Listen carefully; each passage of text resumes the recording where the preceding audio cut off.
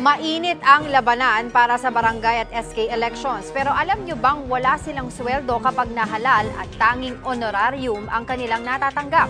Sa Local Government Code of 1991, hindi bababa sa 1,000 pesos ang honorarium ng punong barangay.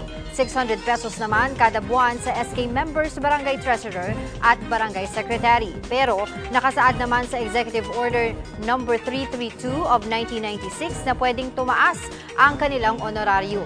Kaya sa ngayon, 7,900 pesos na ang average na honorarium ng punong barangay, habang 5,900 pesos naman sa kagawad. Pero dedepende pa rin ito sa budget ng bawat barangay. Dito sa Metro Manila, 12,700 pesos ang average honorarium sa kapitan, 8,900 pesos naman sa mga kagawad. Sa Barangay 176 sa Caloocan, 25,000 pesos ang honorarium ng punong barangay at nasa 19,780 pesos ang kagawad. Habang pinakamataas naman ang honorarium ng kapitan sa Barangay 21 sa Pasay na nasa 37,000 pesos. Meron ding benepisyo ang barangay officials gaya ng Christmas bonus, insurance coverage, libreng pagpapaospital sa government hospitals, may libreng tuition din sa kanilang qualified dependent at automatikong civil service eligibility sa makakakumpleto ng kanilang termino.